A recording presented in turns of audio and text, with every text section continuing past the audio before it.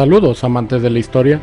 El conocido como Primer Imperio Mexicano fue un breve episodio en la historia del país en la que se buscó llevar una vida independiente bajo el ejemplo de España. Sin embargo, las ideas liberales, el vacío de poder que dejó la independencia y la inexperiencia de los líderes mexicanos en la política llevaron a que el primer gobierno de México tuviera un rápido desenlace. Quédense conmigo para conocer el auge y caída del Primer Imperio Mexicano, parte 1.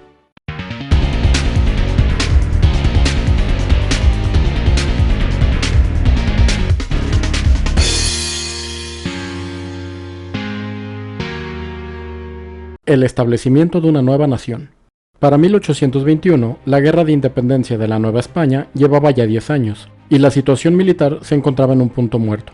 El poder del ejército realista era superior al de los insurgentes, habiendo derrotado a los principales ejércitos que levantaron caudillos como Hidalgo y Morelos. Sin embargo, tampoco eran capaces de sofocar la rebelión y acabar con la guerra, ya que los insurgentes habían adoptado la guerra de guerrillas como una forma de ejercer presión sobre los realistas. Dicho estancamiento llegaría a su fin a inicios del año cuando, tras llegar a un acuerdo con el insurgente Vicente Guerrero, el oficial realista Agustín de Iturbide proclamó el Plan de Iguala, mismo que establecía 4 puntos principales: la independencia de la Nueva España, el mantenimiento de una monarquía con Fernando VII a la cabeza u otro familiar de la casa gobernante de España, el establecimiento de la religión católica como única fe del país, y finalmente la unión de todos los pueblos, con lo que terminaban oficialmente con el sistema de castas.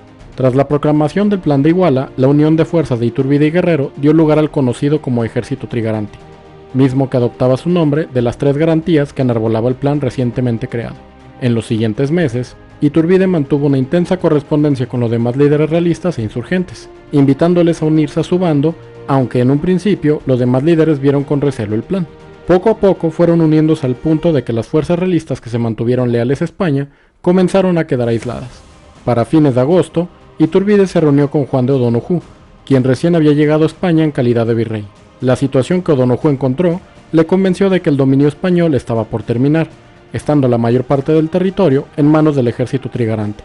La reunión de Iturbide y O'Donojú dio como resultado los Tratados de Córdoba, los cuales establecían el reconocimiento no oficial de la independencia de México por parte de España, además de ratificar los puntos establecidos en el Plan de Iguala, entre ellos la creación de una monarquía en México con un rey español a la cabeza.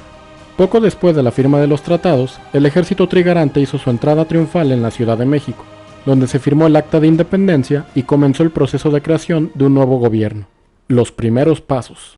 El Plan de Iguala y los Tratados de Córdoba sirvieron como base legal del nuevo gobierno, el cual se organizó de acuerdo a los compromisos que dichos documentos establecían.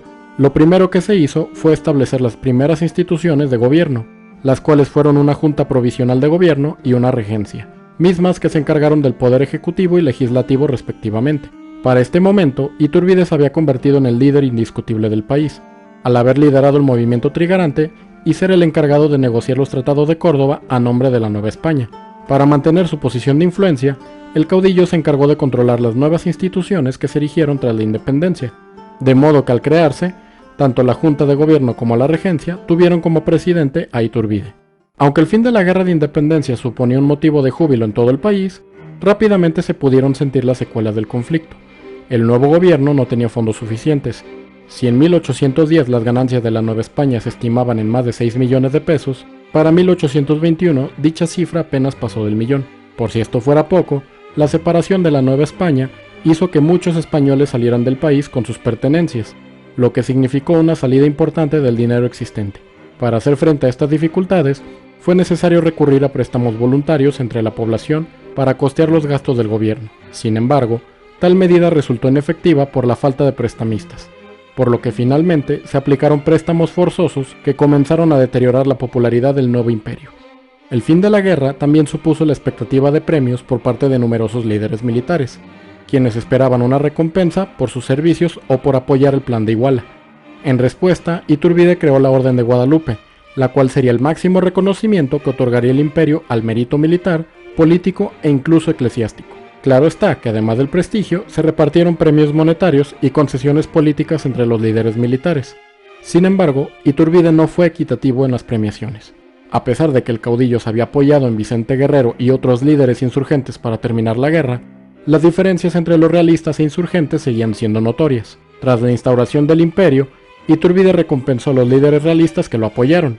Los insurgentes, en cambio, fueron relegados a un segundo plano, limitando su participación en el nuevo gobierno. Esta discriminación hizo que entre los líderes insurgentes comenzara un creciente disgusto, lo que llevó a que varios de ellos se reunieran en secreto para organizar la oposición a las aspiraciones de Iturbide. Sin embargo, la reunión fue descubierta y sus participantes arrestados, aunque fueron liberados poco tiempo después, tras no encontrarse pruebas de que atentaran verdaderamente contra Iturbide. El único líder que no fue liberado fue Guadalupe Victoria, quien previamente había conseguido fugarse de prisión, manteniéndose prófugo durante la mayor parte del tiempo en que duró el Primer Imperio. En materia legal también se encontraron dificultades. Aunque los lineamientos del Imperio mexicano debían ser las garantías del Plan de Iguala y de los Tratados de Córdoba, en la práctica descubrieron que algunos de los puntos eran más difíciles de cumplir que otros. Por ejemplo, según el Plan de Iguala, se debía reconocer la igualdad entre todas las antiguas castas, lo que implicaba la abolición de la esclavitud.